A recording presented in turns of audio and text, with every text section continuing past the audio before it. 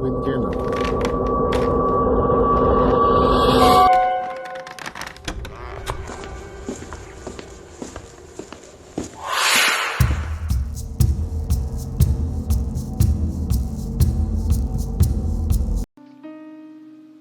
There's a local legend where I come from. They're simply referred to as the Willow Men. There's hardly a need for law enforcement in this town. The Willow Men take care of all of that. Every single step taken, every word spoken, every drop of blood spilt. The Willow Men know about it before anyone else. Believe me, anyone that has invoked the wrath of the Willow Men has gone missing without a trace. That's why when I realised what I'd done, it was too late. The Willow Men were coming. She just wouldn't shut the hell up, no matter what I said or what I would do. She was just hysterical. She kept pacing about the house screaming. She said she'd found this and knew I was cheating on her. She'd asked me who it was and I told her she was crazy. I guess I wore that excuse out. After a while, I couldn't take her damn voice anymore. I'd walk room to room and she'd follow me. When we got to the kitchen, I'd had my fill. I reached for the first knife I could find and jammed it into her throat. The face of anger and sorrow melted into one of despair and disbelief. The crimson fluid ran freely all over her blouse, and she dropped to her knees, scrambling around the floor. She clawed at the tile and made gurgling noises, which only served to infuriate me. I grabbed an iron skillet that had been preheating on the stove and took a swing at her head. A wet crack followed the impact. And while I didn't need to keep going, I did. I lost count of the number of times I hit her, but I had a good deal of blood on me. What was left of her head was being held together by thin particles of bone, and blood continued to rush out. I dropped the skillet to the floor with a loud clang. I wish remorse could have followed, so I would have felt at least a bit human. But it didn't. I was just happy to be rid of her. With a grunt, I picked her body up off the floor and hoisted it onto my shoulder. Her face hung next to me, dead eyes staring with conviction. I could only chuckle. As soon as I got outside, I dropped the ragged heap onto the ground and went to find a shovel. That's when I knew they were watching. I could hear the whispers from the woods, and in the corners of my eyes, I could see them staring intently at every move. Whenever I would look up to the woods, I would only find gnarled trees staring back at me.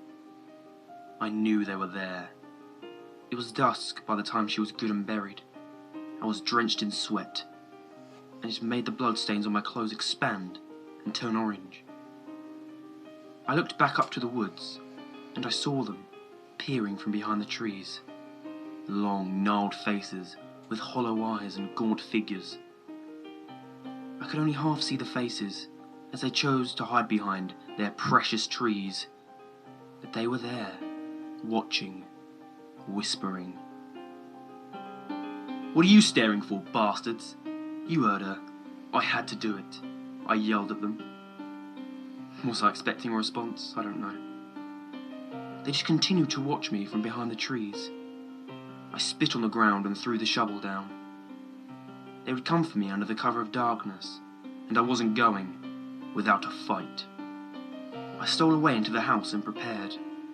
I pushed couches and dressers in front of doorways, nailed wooden boards haphazardly to cover all the windows. As the sun crept underneath the horizon, a great trepidation settled in the pit of my stomach. Was it honestly nerves? I hated to think it was such a powerful fear that I would start breaking into an ice-cold sweat. I loaded my shotgun and reached for a bottle of whiskey. I forced down a mouthful, then another, and slammed the rest of the bottle against the wall in frustration. One door I left open. It was the back door, that stared out to the woods. I put a chair down in front of it and sat, shotgun in my lap. They were still staring at me, the Willow Men. We stayed staring at one another for 3 days.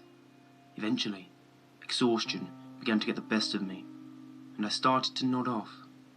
I tried desperately to keep my eyes open. For a foolish second, I propped my head up with the shotgun so that it wouldn't fall. I snapped back to reason and lifted my head high. The last thing I wanted to do was shoot myself. If I'd known what was coming, I probably should have. I pushed myself to stay up for a few more hours. The day came and went, and it was the dead of night before I knew it. They persisted behind the trees. I began to rationalise that if I closed my eyes for a second, I could have enough time to open them while the Willow Men were coming at me, so that I could take a few down. Smiling, I did just that. Of course, it's difficult to tell how long you were asleep. Could be a second, could be for days. I opened my eyes and found I was still sitting in my chair with my shotgun in my lap. I snapped up when I saw that the Willow Men were no longer behind the trees. I flipped out and held the shotgun up, darting around barrel first. I took a step outside and tried to control my heavy breaths. I shook damn near uncontrollably and found it impossible to keep the gun steady. I began to calm down when I didn't see anything outside and began to return to my post when I stopped dead in my tracks. I felt tears well up in my eyes and something began to push up out of my throat. The Willow Men were peering from around the doorway and the sides of the house. I froze, staring at their gnarled faces and branch-like hands. I had to do something. I pulled the gun up and fired off a round. I managed to take out part of the doorway, but it missed them altogether. I popped open the shotgun and madly grasped for a fresh shell in my pocket. I successfully reloaded it and lifted the gun back up. The Willow Men continued to look at me from where they had been. I took careful aim this time and fired once more. Another shot hit the door frame, although this time it was closer to the Willow Men. I fumbled for a third shot, and as I did, I saw a large shadow cover me. Looking up, the Willow Men were upon me. I screamed and closed the barrel down on my thumb, effectively severing it. Immediately after that, I lost all consciousness and collapsed. When I awoke, it was ice cold. My vision began to return to me slowly, and I could feel that I was being dragged. My heart sank when I looked around. Darkness stretched as far as the eye could see, and I knew I was in the deepest part of the woods. Where my thumb had once been was black and swollen, and had managed to numb up my forearm. My ankles were in severe pain too, but I didn't know why. When I looked, I saw they had been clearly snapped, and the Willow Men were dragging me by my feet. I began to scream as loudly as possible for someone, anyone. All I did was cause more Willow Men to appear and watch me from behind the strangest willow trees I had ever seen.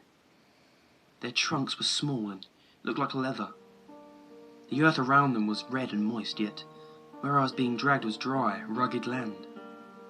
I looked up at the canopy and wish I hadn't. Skinless corpses hung down, blood dripping freely to feed what I now knew were the flesh-bound trees.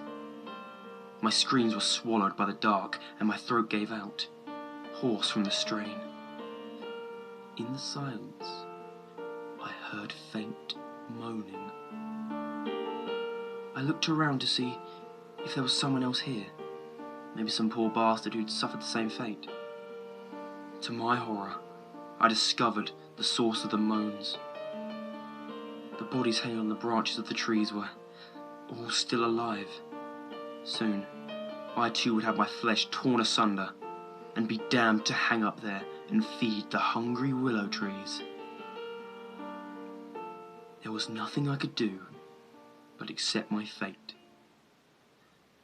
The Willow Men had me.